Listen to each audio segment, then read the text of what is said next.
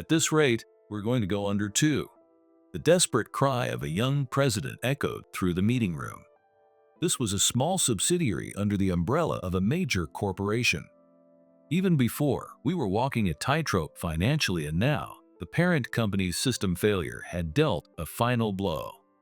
The destinations for the inventory stored in our warehouse had vanished, and we could barely communicate with our business partners. Sales plummeted overnight, and now we were being asked to reassess our loans. It looks like the main system at headquarters is completely down. We can't access any data. Some of our partners are about to cancel their contracts, and even last week's payments haven't gone through. The employees' faces grew increasingly grim, each one showing signs of being cornered. Even I couldn't ignore the looming sense of crisis. But just lamenting our situation wouldn't change anything. That's exactly why I made up my mind. I stood up, everyone's eyes on my back, and made a declaration. I'm going to headquarters. The meeting room fell silent. Everyone looked at me in disbelief. Are you sure? Even if you go alone? A colleague asked with clear concern. And honestly, I couldn't blame him. After all, I had been demoted and sent here after being labeled useless by headquarters. Still, I chose to respond in a calm voice. Don't worry, because Right then, the air in the room tensed. Everyone seemed to hold their breath, as if sensing something was about to change. Was it really possible for me to head to the parent company and fix their crashed system? Could I, someone who had been cast out, even be allowed to get involved with headquarters again?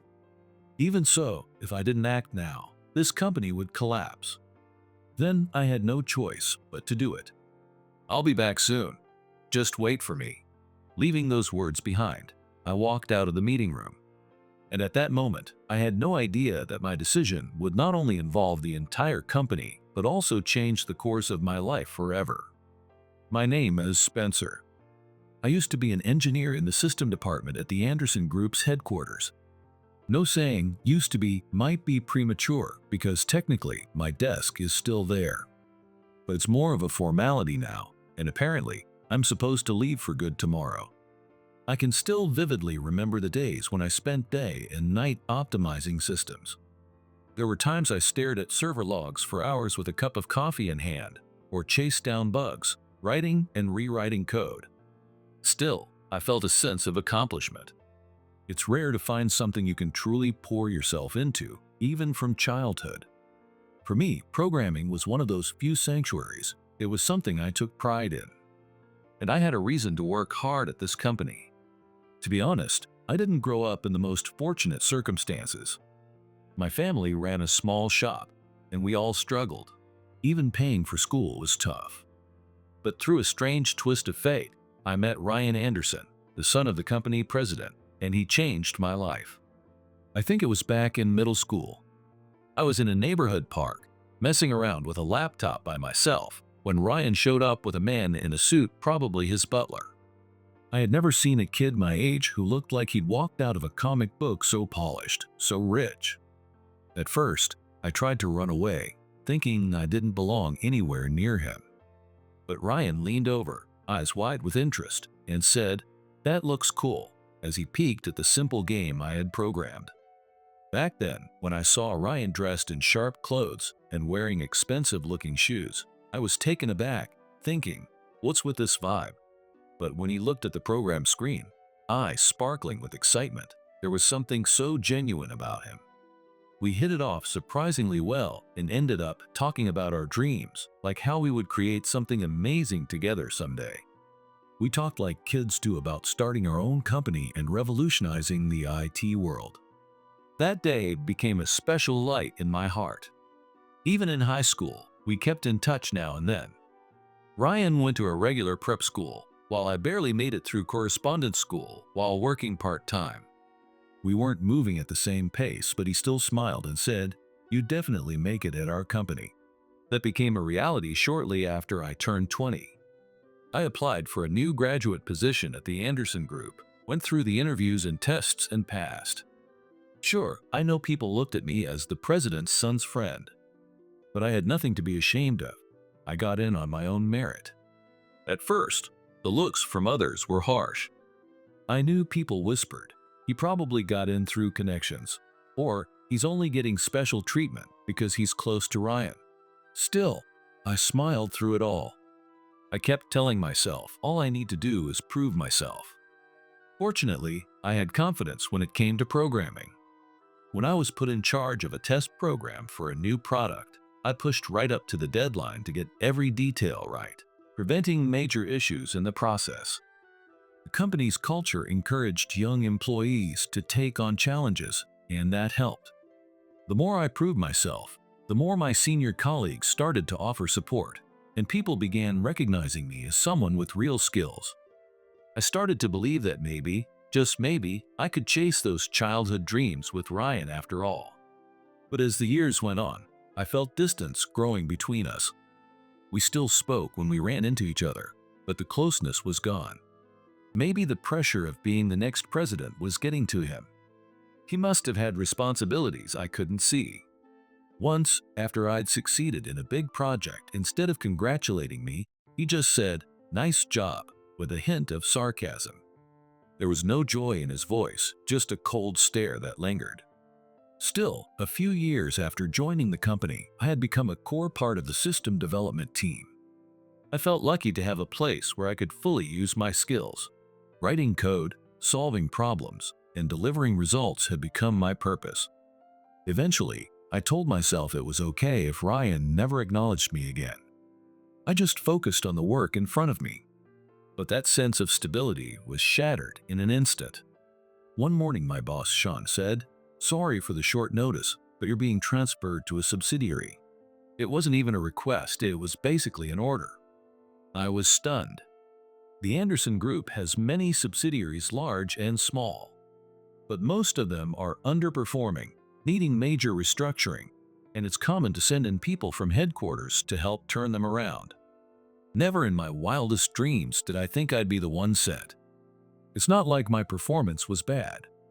In fact, I'd been recognized and awarded, and my joint projects with other departments had been a huge success.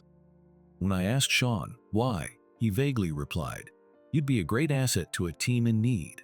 We're counting on you." But there was definitely something unspoken behind those words. When I tried to press Sean for more details, he quickly ended the conversation and walked away. The following evening, as I was packing up the last of my things at my desk, I suddenly heard a familiar voice behind me. "Hey Spencer, how's the packing going?" I turned around and saw Ryan standing there, wearing a smile that felt strangely distant. He used to have such a warm, bright smile, but now there was no trace of it. Instead, his eyes were cold, as if he were sizing me up. "Well, it was all so sudden. I mean, the project's still ongoing. Did I mess up that badly?" I replied with a forced laugh, but inside, I was deeply unsettled. There was nothing normal about being transferred like this. But Ryan smirked, almost as if he were enjoying the confusion on my face. A mistake? Who knows? But let's be honest, you've been a little reckless, haven't you? Trying out new tech, spending unnecessary funds. I prioritize profits, Spencer. That's why I figured you could use some time away to cool your head.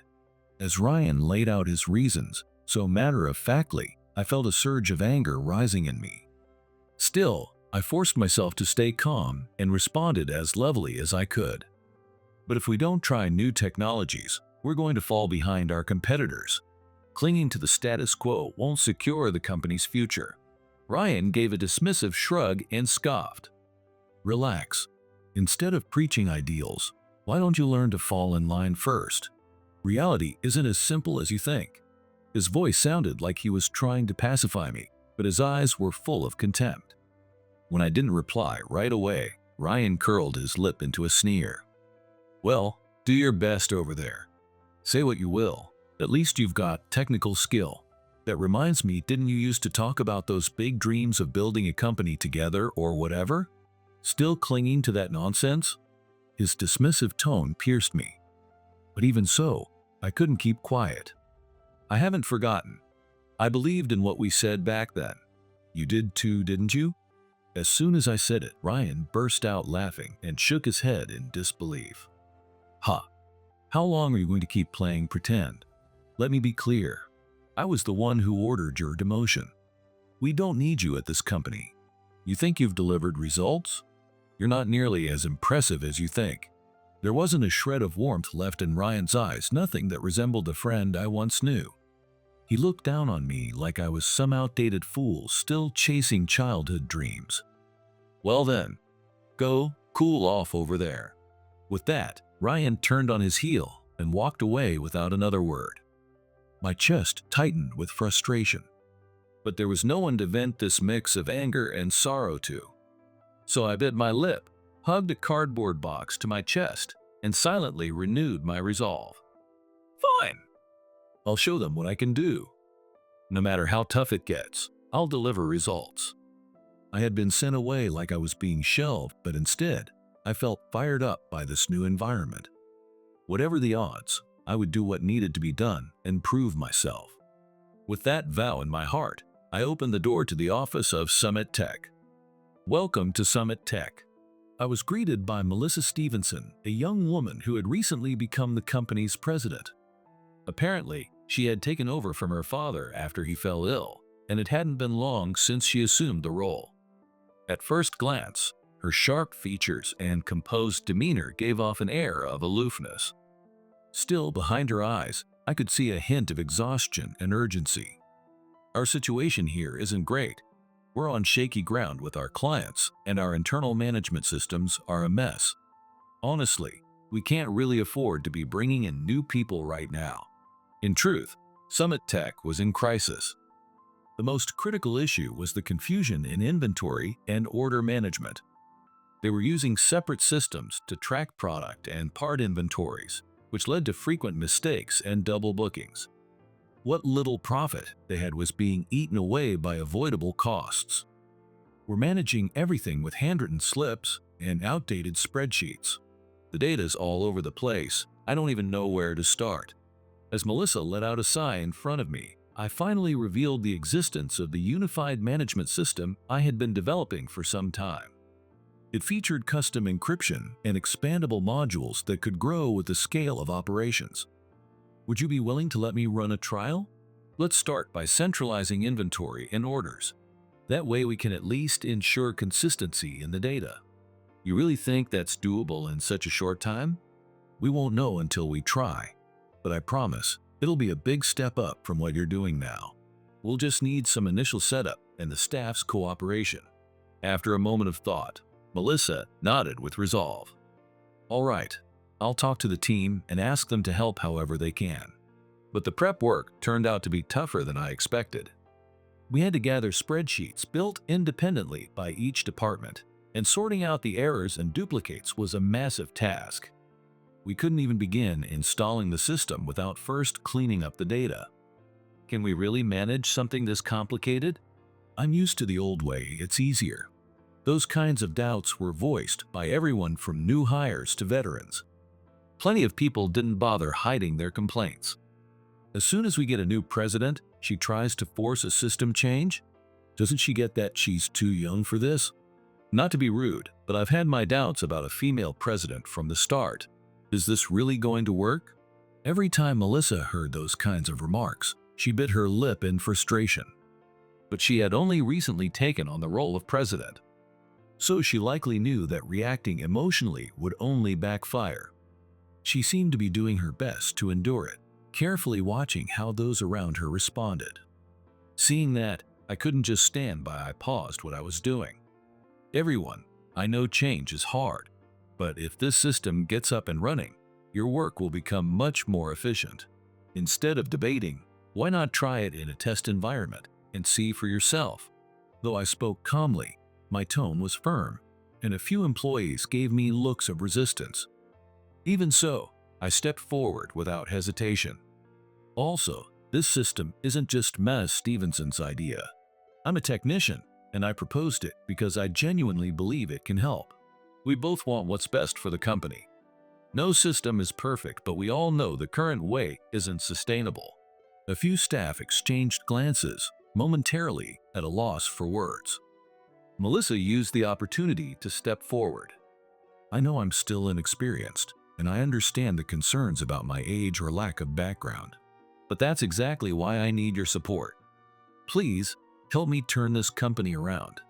She bowed her head, her eyes sincere. She might have hesitated to show that vulnerability before, but now it showed just how serious the situation had become. Moved by her sincerity, one of the employees finally raised a hand. All right, I'll give it a shot. Our inventory's already a mess, and we lost a big account last month. We've got nothing to lose. Others began nodding in agreement, their skepticism giving way to cautious willingness.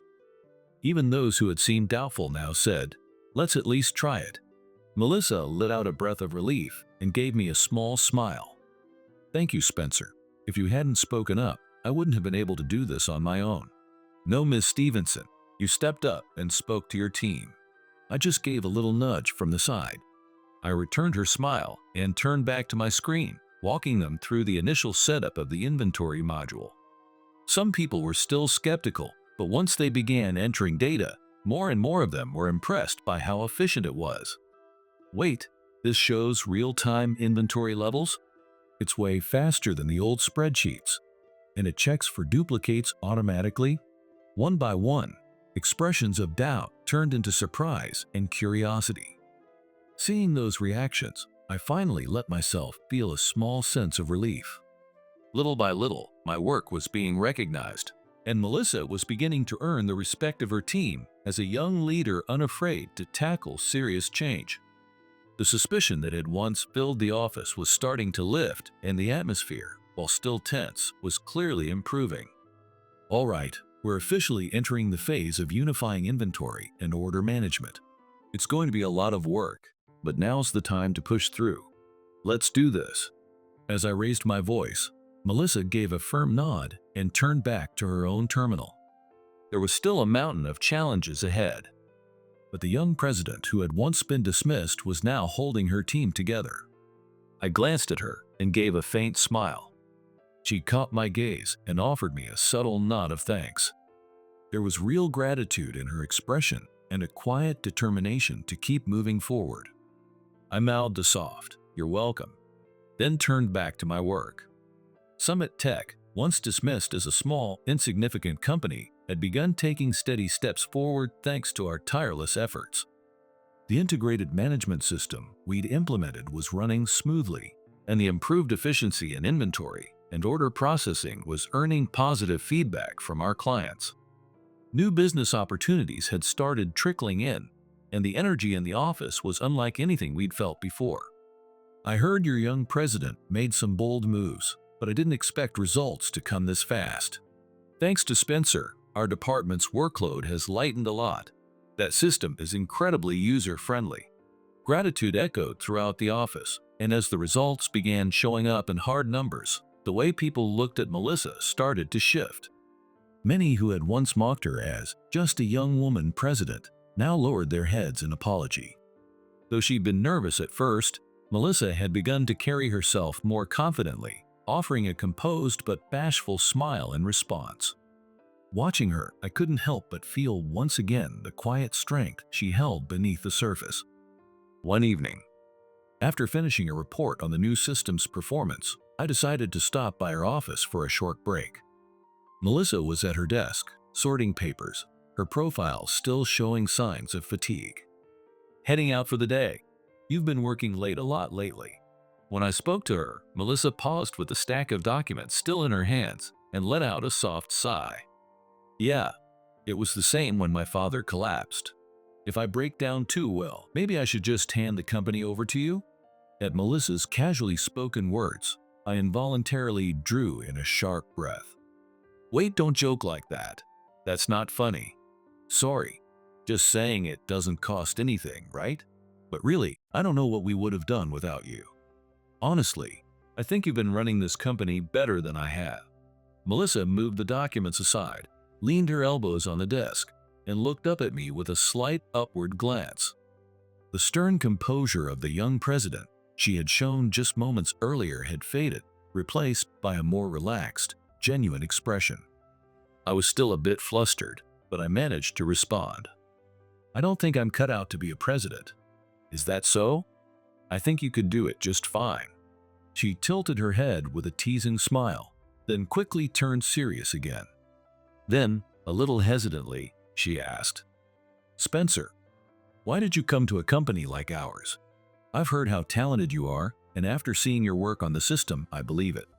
But I also heard you were transferred here under strange circumstances. There's got to be a reason, right? Her eyes didn't reflect suspicion or idle curiosity. They seemed to shine with a sincere desire to truly understand. Maybe it was because I felt that sincerity that I found myself wanting to be open with her without holding anything back. To be honest, I still don't know for sure. I don't recall making any major mistakes. I thought I was doing good work. But then, out of the blue, headquarters told me to go to another company. Or more bluntly, they told me I wasn't needed. Saying it aloud made the sting in my chest return.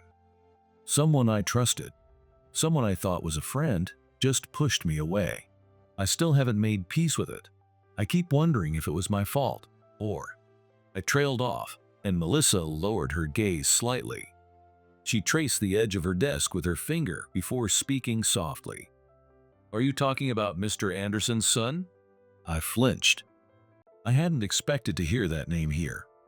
As I fell silent, Melissa looked a little apologetic and continued. Sorry, I looked into who we'd be welcoming to the company beforehand. I'm responsible for this place. After all, I needed to know what kind of background and experience you had. No, it's fine. It's not something I need to hide. Yes, it was Ryan Anderson. We were friends since school. Even though our roles were different, I thought we still respected each other. I continued speaking, a faintly self-deprecating smile on my face. I still didn't understand why Ryan's attitude had changed so abruptly. Maybe he had his reasons, but I couldn't catch up to that change. I could only feel confused and left behind. Even though he was the president's son, he never made me feel like I was beneath him. We used to talk about our future, about programming and the future of IT. Just pure excitement. That's why it hurts being shut out like that, without a word. My voice faltered. The memories of our shared dreams clashed painfully with the present. When I looked up, Melissa was watching me with a steady, serious gaze. I think a person's position can change them. Her words were quiet, but they carried a certain resignation. She, too, was a company president's child forced to take over when her father suddenly fell ill. That experience must have given her perspective. I've been treated differently just because I'm the president's daughter. Some thought I got special treatment. Others thought I was just a figurehead. A lot of assumptions. And when the environment changes, people have to change too. Sometimes, the only way to hold on to yourself is to hide behind the shield of responsibility. There was a certain weight behind those words. She had carried the burden of others' expectations and her own uncertainties, and even so, she had struggled to find her own answers. That's why she could speak with such conviction. But even so, pretending the past didn't happen, pretending those dreams and relationships never mattered, that's not right, is it? When Melissa gave a faint smile, a wave of indescribable emotion washed over me. If Ryan's change had come from pressure or fear, maybe I couldn't entirely blame him. Well, I don't know enough to judge him, but if he pushed you away because of his position or jealousy, that's just sad. What's worth gaining if you lose someone important in the process? Melissa lowered her gaze, her voice quiet. You're right. Still, all I can do now is what I believe in. I don't know if I'll ever get the chance to talk to him again, but at least here working with you and the others I've found a place I want to be. At those words, Melissa fell silent for a moment, then gave a quiet nod. Thank you. Just hearing that from you is enough to give me strength. And if you do get the chance, I hope you'll talk to him again. Really talk. He should hear how you feel. I lowered my eyes and gave a faint smile. Yeah, maybe someday. That conversation lingered with me long after. Melissa really tried to understand me, and that made her feel even more dependable. But the emotions I carried couldn't be sorted so easily. Whatever was going to happen between Ryan and me, the answer would take time. I decided to call it a day and headed home. As I walked through the quiet streets, my mind drifted back to Ryan, and the opportunity to face him again came sooner than expected. The next morning, I was notified of a visitor as soon as I arrived at the office. The receptionist told me, "Ryan is here," and I rushed to the reception room, surprised. There he was standing calmly. "Ryan?" When I called out to him, Ryan immediately turned around and began to speak, his expression slightly tense. "I heard you're doing well here." Caught off guard, I replied plainly. "Thanks to Melissa and everyone else, I've been doing all right." Ryan exhaled and narrowed his eyes slightly. I see. So, you're no longer needed." His cold gaze made me clench my jaw. What's that supposed to mean? No longer needed. When I asked the question, Ryan looked away as if bothered by the whole thing. "I mean, your job here is done. You don't need to stick around at some small company like Summit Tech. The system you built is up and running, right? Then come back to headquarters." His words stirred something in me. "Why now?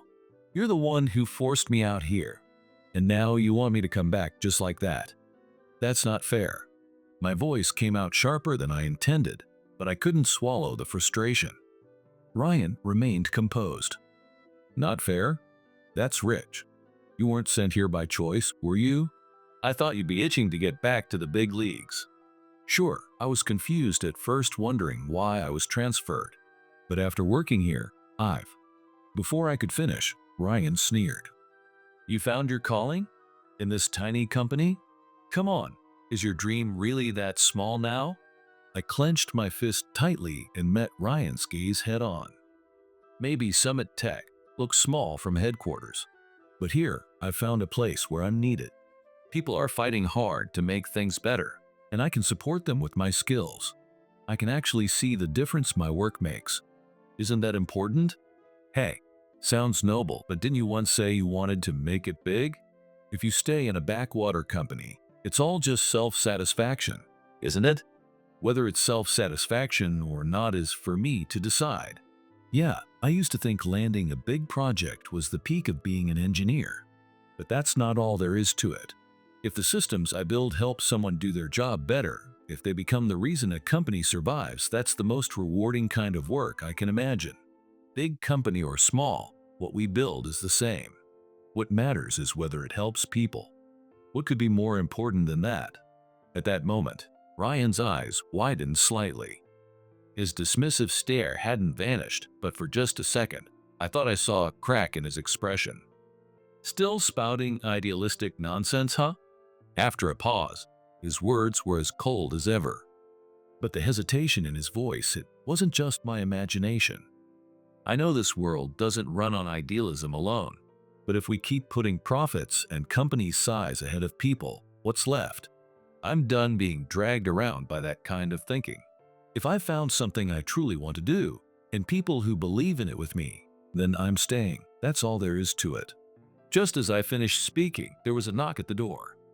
It opened gently, and Melissa stepped into the room.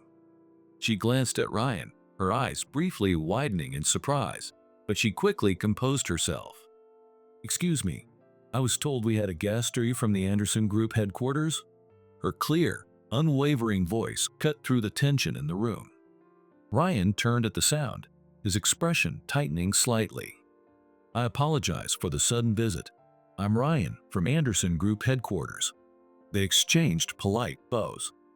Melissa kept her eyes firmly on Ryan's demeanor, then carefully chose her words before speaking. "You seem to have business with Spencer, but right now, Summit Tech is at a critical turning point, and he's an irreplaceable part of that. We cannot afford to have him taken away without cause." Her firm tone caught me off guard. She radiated the composure of a true leader, so different from the uncertain expression she'd worn not long ago. Even Ryan averted his eyes slightly at her intensity. "I see, but don't forget he's still one of our employees. Whether he stays or goes is ultimately the company's decision." As Ryan gave a sarcastic smile, Melissa slowly shook her head. "We may be under the Anderson Group's umbrella, but his wool should matter too. to ignore his desire to stay here, and to try to force him back under the weight of corporate power. That's not how things should be done. Ryan clearly frowned at her words. Fine, but don't say I didn't warn you. After saying that, Ryan turned on his heel and quickly left the reception room. The sound of the door closing echoed louder than expected, and I let out a quiet breath without meaning to. The weight that had been pressing on my shoulders suddenly eased, and it felt like the strength was draining from my body. Seeing this, Melissa quietly walked over to me. "You okay?" As Melissa spoke, her hand gently touched my arm. I could feel her fingertips trembling. Melissa quickly came to her senses and let go, lowering her eyes apologetically. "Sorry, I was scared you'd go back to headquarters. I know it's silly, but I felt like I'd go back to being that helpless version of myself again." Back then, when her father fell ill and Summit Tech was on the verge of collapse, Melissa had just become president, overwhelmed by fear and doubt. The image of Melissa pushing forward with everything she had while bearing the weight of her responsibilities came to mind. For someone like her to voice such deep uncertainty, she must have been under tremendous pressure. "Melissa," I spoke softly, hoping to reassure her. "It's okay. I'm staying here. Even if headquarters tries to force me back, I'd rather leave the company than walk away from Summit Tech." When I said that, Melissa's eyes widened in surprise. Then she bit her lip and spoke with a trembling voice. "You really mean that?"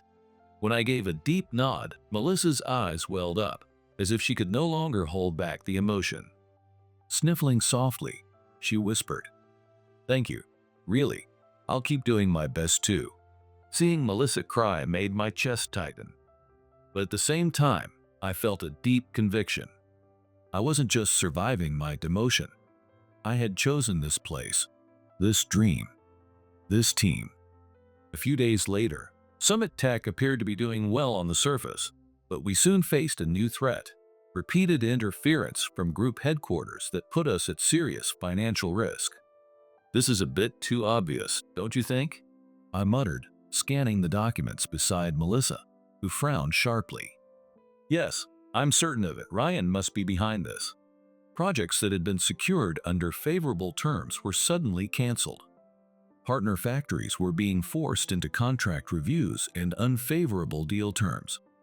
It felt like a deliberate attempt to sabotage Summit Tech from the inside. Even if someone insisted it was just a coincidence, the circumstances were far too suspicious to ignore. In fact, the harassment was so blatant that it would be unreasonable not to be suspicious. One morning, a veteran from the admin department furrowed his brow as he reviewed a document. One of our longtime partners said they were told to prioritize contracts with another company in the group. "We're holding things together for now, but if this keeps up, our sales volume will drop. We could slip back into the red." Hearing this, Melissa let out a heavy sigh. "That client's been with us since my father's time, but we can't afford to panic now." Her words drew the attention of everyone in the office. They exchanged uncertain but determined glances. A quiet fire began to spread across the room. Then, one young employee spoke up. "It's okay, Ms. Stevenson. We've got this." I overheard something that gave me confidence: Spencer's commitment. All eyes turned to me. "Right. He said even if they order him back to headquarters, he's staying here. Said he'd quit if he had to. That kind of loyalty. It means something." When I heard that, I got fired up. If the top engineer is that determined, we can't let ourselves get discouraged. Everyone's expressions turned more serious. Even Melissa blinked in surprise before her lips curved into a smile. "You're incredible, Spencer. What you said, it's inspired everyone." Embarrassed, I scratched my cheek and shook my head. "No, really, I'm the one who's been supported, and I'm not giving up. Even if a giant corporation tries to crush us, there are always ways to keep Summit Tech moving forward." An admin employee stepped up, holding a new file. "We've actually received inquiries from some new potential clients' companies outside the group. They heard about our inventory system and seemed very interested. If we can land those deals, We'll expand even more than before. Let's schedule a meeting right away." Melissa stood with purpose, and the sales and admin teams immediately followed her lead. This wasn't the same company it had been just weeks ago. The office was alive with forward momentum, determination in every face. The next few days were like a storm non-stop activity. Melissa personally visited new prospects, passionately explaining how Summit Tech was moving forward with honesty and technical strength. I joined her when needed, presenting our system and support plans in detail. At first, the potential clients were skeptical, but once they saw the live demo and the enthusiasm of our staff, their attitude shifted.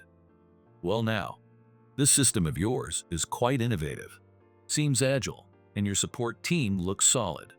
Hearing that, Melissa couldn't help but return the smile. Our hard work was clearly paying off. Though we were working overtime almost every day, no one was complaining. Between tasks, I'd hear cheerful grumbling like, "Busy as hell, but weirdly fun," or "Maybe our company still has a real shot." That energy fed back into everything, helping us repair shaky relationships with older clients as well. Somehow, we pulled ourselves back from the brink of deficit. That afternoon, after a rush of meetings, Melissa returned to her office, tired but smiling brightly. There was a moment I really thought we wouldn't make it, but everyone's effort pulled us through. "Spencer, thank you." I shrugged modestly, smiling back. "No need to thank me. The real strength came from everyone here who believed in the company. That's what made the difference." Laughter and conversation echoed from outside the office. There might still be pressure and unfairness coming from headquarters, but no one here was looking down anymore. And I knew now, no matter what came our way, I could face it with the people here. Now comes the real challenge. I placed a hand on the desk and smiled. Melissa nodded, her eyes steady and resolute. "Yes, there's still a mountain ahead of us, but with you and the team, we'll get through it. I know we will." As if swearing a silent vow, the two of us stepped together into the busy office once more. This is where we belong, believing that with all our hearts. At Summit Tech, our daily operations had finally started to yield steady profits and a sense of unity among the team. Then one day, an emergency call came into the office. "Something's wrong. It looks like a major system failure has occurred at headquarters." The urgency in the employee's voice caused Melissa and the others to exchange uneasy glances. "What happened?" I asked, only to be met with a truly shocking answer. A critical malfunction had hit the core system of the entire Anderson Group. Accounting data and major client order information were on the verge of crashing. If the data were to be completely lost, the financial damage across the entire group would be catastrophic. Worse yet, it could spiral into a credibility crisis with our business partners. We've all worked so hard to finally get back on track. If this continues, we could be dragged down by the chaos at HQ and go down with them. The employees at Summit Tech began to stir with concern. If we slipped back into the red again, all the motivation we regained and the relationships we rebuilt would be wiped out. Voices filled with unease began to rise one after another from the anxious staff. Watching the scene unfold, I grabbed the jacket from my desk. "I'm heading out." All eyes turned to me at once at the sudden announcement. As I stood up, Melissa's eyes widened slightly. "Spencer, are you planning to go to headquarters?" As she asked in a slightly uncertain voice, I gave her a confident smile and nodded. "Yes, I need to see for myself what's going on and deal with it directly." Another employee hesitantly interjected. "But are you sure it's okay to just go to HQ like that? I mean, considering everything that's happened." They exchanged uneasy glances, their expressions clouded with worry. I answered calmly, "It's all right, because..." Everyone held their breath as I spoke. "What? Are you serious? I'll be back soon. Please, just wait for me." With that, I picked up my phone and laptop and quickly got ready. Determined, I left the office behind. When I arrived at headquarters, it was complete chaos. The server rooms and data centers were in total disarray, employees in a state of panic rushing everywhere. Shouting voices and the constant ring of phones filled the air as staff scrambled without clear direction. Deeper inside, I spotted someone barking out orders in a frenzy. That familiar back, it was Ryan. As I rushed into the server room, panting, the red flash of emergency lights and shrill error alarms filled my vision. Driven by an intense sense of urgency, I couldn't help but shout, "Ryan, what the hell is going on?" There he was, frantically working at the console with a grim expression. He turned toward me, bloodshot eyes glaring, and spat out his words. "You? I thought you were done with this place. Stay out of it." His sharp rejection hit like a weapon, cutting deep. The moment Ryan's angry voice hit me, a tight, breathless pressure gripped my chest. But now is not the time to freeze. If I hesitate here, everything will collapse in an instant. Just then, a systems department employee came rushing over to me. His face was pale, and he let out a panicked cry, like someone running through a burning building. "Spencer, please help us right now. Ryan forced your program into the group system and made unauthorized modifications. It's causing non-stop errors." I never imagined things had gone that far. The bad feeling I had when I left HQ had come true in the worst possible way. My system had been copied and reused without permission. That program used a unique encryption method I had developed myself with a complicated maintenance protocol. By ignoring all that and pushing through rough changes, of course it led to chaos. As the system staffer desperately explained, Ryan shouted in frustration beside him, "Shut up. After all I've done, there's no turning back now. I just wanted to make the group more efficient." His words were tangled with desperation and irritation. "Ryan, if this keeps up, it's going to be really bad. At worst, the group's reputation will collapse. Even the company you're trying to protect could fall." When I said that quietly, Ryan bit his lip and lowered his gaze in anguish. After a long, tense silence, he finally bowed his head. "Please, help me." Seeing Ryan standing there, his head bowed weakly, I caught a glimpse of the person he used to be.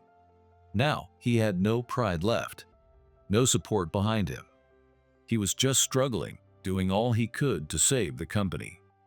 And that, I knew, was real. I took a deep breath and looked up at the server rack, steeling myself. All right, right now, system recovery is the top priority. But to do that, we'll need the master key. Everyone around us reacted with confusion. "Master key?" And Ryan's eyes widened in surprise. You still have the core encryption key?" "Of course.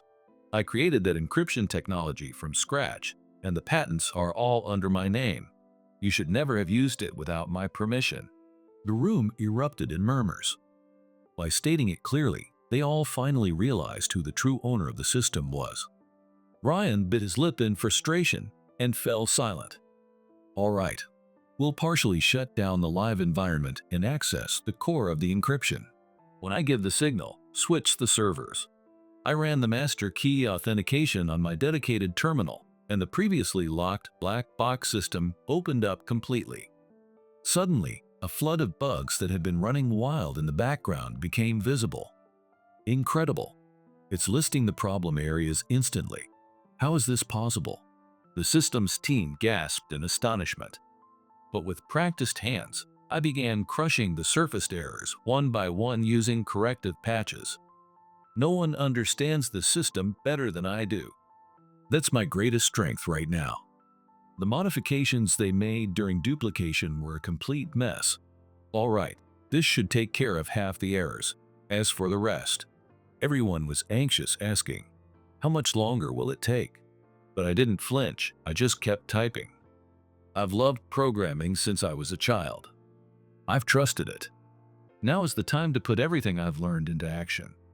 After about 30 minutes, I uploaded the final fix and rebooted the system. The alarms began to quiet down, and the screens that had been filled with error messages started clearing up. All systems operational appeared on the main monitor, and someone shouted, We did it. Recovery complete. Try logging in again. As I shouted those words, the team members who had been standing by immediately began typing on their keyboards in unison. In a flash, the blood-red status screens turned green to indicate normal operation. Cries of "connection successful" rang out, and the entire server room erupted in cheers and applause. We're saved. The group's accounting and transaction data are safe. People all around expressed their relief and gratitude as if they had just witnessed a miracle. I glanced to the side and saw Ryan standing there, alone and silent, just watching me. He didn't say a word, he only looked at me quietly. "Ryan." I called his name without thinking. He took a small breath, then spoke in a strained voice. "I'm sorry. I had you demoted, then took your system without asking. I'm the worst, aren't I? But I needed results. You started succeeding. Even Dad began to acknowledge you. Everyone started looking only at you, and I panicked. I couldn't stand not achieving anything. I just wanted to prove that I could do it too. But this was the only way I could think of." Ryan slumped his shoulders and clenched his jaw, a bitter self-mocking smile on his face. It hurt to see a friend, someone who once shared the same dreams with me, driven to this point. "Ryan." I took a step forward and placed my hand on his trembling back. The proud figure he once was gone, which is why I had to say it clearly. "You idiot. I'm only who I am now because of you. Remember back in college when I said I wanted to create a program that could change the world? You were the only one who didn't laugh. You believed in me. You supported me more than anyone. I've never forgotten that." As I spoke, I felt tears welling in my eyes. Ryan, still looking down, slowly shook his head. "I really helped you? Of course you did. You were the one who pushed me forward. That's why I believed I could succeed. Now it's my turn. I'll help you get back on your feet. You don't have to do it alone." Ryan bit his lip hard, unable to speak. His face was a mix of regret and relief. I gave his shoulder a light pat and smiled. "It's because we're friends that we support each other when one of us starts to stray off course. That's always been our bond." In the end, the system at headquarters was successfully restored. The Anderson Group avoided the brink of collapse and just barely managed to keep things intact with clients and financial institutions. The truth that this crisis could not have been overcome without the engineer Spencer spread throughout the company and beyond, and the higher-ups and employees alike came to fully recognize the value of my patents and encryption technology. Meanwhile, Ryan, who had caused the entire commotion, faced harsh criticism from the group as a whole. His unauthorized system modifications nearly damaged vital relationships with clients and banks. When asked, "What were you thinking?" all he could do was hang his head. Not even his position as the company president's son could protect him this time. He formally apologized during an executive meeting and was removed from all managerial roles for the time being. The subordinates who had followed him were also reassigned, forcing him to start over from scratch. From the beginning, some had seen him as someone favored only because he was the president's son, and the backlash now was strong. Still, Ryan had learned something through this failure. Chasing results without responsibility or resolve will never truly drive a company forward. That said, it wasn't the end for Ryan. Some in the upper management believed in giving him a second chance and arranged for him to be assigned to a new role. The department wasn't flashy, but it was critically responsible for system integration, linking different parts of the group's operations. On the evening Ryan received his official transfer notice. We met in the lobby of the headquarters building. He looked tired, probably from handling all the paperwork. But there was also something lighter in his expression. "They're sending me to a newly formed department. It's got a ridiculously long name, something like Internal System Integration Promotion Division. Basically, I'll be managing the group's core systems from the inside, to be honest. It feels like the right place for me to start over." Ryan let out a short laugh and stretched a little as he spoke. With a stack of documents in his arms, he let out a small, relieved sigh. "I see. Sounds like a good start. Don't rush it, just focus on earning back people's trust. You can do it, Ryan. I gave his shoulder a light tap as I said it. Ryan dropped his gaze for a moment, then looked back at me with determination. Thanks. Honestly, I'm scared. I feel like nobody expects anything from me anymore, not my team, not my boss. But this time, I want to accomplish something I can truly take pride in. I want to do it right. He bit his lip as he spoke. You'll be fine. At the very least, I believe in you. If you need help, I'll be there. Just reach out. That department sounds like a meaningful challenge, doesn't it? When I smiled, Ryan finally let a little relief show on his face. Yeah. Connecting the company's core systems, smoothing communication between departments, improving overall efficiency, it's a huge responsibility. And if I screw up, it could turn into a disaster again. I've had enough of failure, though. There was a new resolve in his voice, something different from before. Well, maybe taking the long way around helped you understand how others feel. I know you won't repeat the same mistakes, I said, and Ryan's expression softened. Thanks, Spencer. If you hadn't been there, I don't know what would have happened to me. This time, I'll get it right. I swear. Ryan said that, adjusted the documents in his hands, and took a deep breath. A new environment. A new mission. Fueled by the pain of failure, Ryan was truly ready to start over. The road ahead would still be difficult, but I wanted to quietly watch over him as he walked it. A few days later, after I completed the system handover and returned to Summit Tech, the entire team welcomed me back like a returning hero. Welcome back, Spencer. Thank you so much, they said, one after another, and honestly, it was a little embarrassing. But amid the celebration, Melissa stood quietly to the side, a hesitant look on her face. Later, when things had settled down, she asked to speak with me privately. I'm sorry. I know I should be happy, but I can't be, not completely. In a small meeting room, sitting across from me, Melissa's eyes looked a little sad. I always knew you were amazing, but I never realized just how incredible. Honestly, I think you could be doing so much more working on a bigger stage. Part of me wonders if you even belong here anymore. It hurts to say it, but even if you're gone, we'll manage. Her words struck me hard, tightening my chest. What are you talking about, Melissa? I'm staying right here at Summit Tech. As I said that, Melissa's eyes widened. But I heard Mr. Anderson personally asked you to come back to headquarters. With your skills, you could be more than just a regular employee. You could be an executive. That's true. He did ask me. He even bowed his head. But I told him, I'll help.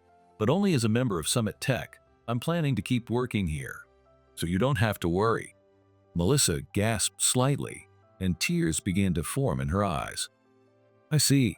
That makes me happy. I mean, sure, as president, I should be thrilled to have such a talented person on the team. But more than that, just knowing we'll still be working together means the world to me. Sorry, I'm mixing business and personal. Not at all. I feel the same way. Being able to work alongside you, that's what makes me happiest. At my words, a single tear rolled down Melissa's cheek. She wiped her eyes with an embarrassed smile. Thank you. I'm looking forward to what's ahead. Me too. Helping Summit Tech grow, supporting you, those are my goals now. And with that, we gently clasped each other's hands, as if reaffirming our feelings. Afterward, Summit Tech sales continued to rise, and the company's presence grew rapidly. Energy filled the office, and trust among the team deepened more than ever. I want to keep growing, trusting in my skills and passion, together with the people beside me. Now is the time to bring that old dream to life of building a system that supports others. Summit Tech and myself were just getting started. And I know we'll keep building that future together with Melissa and everyone else.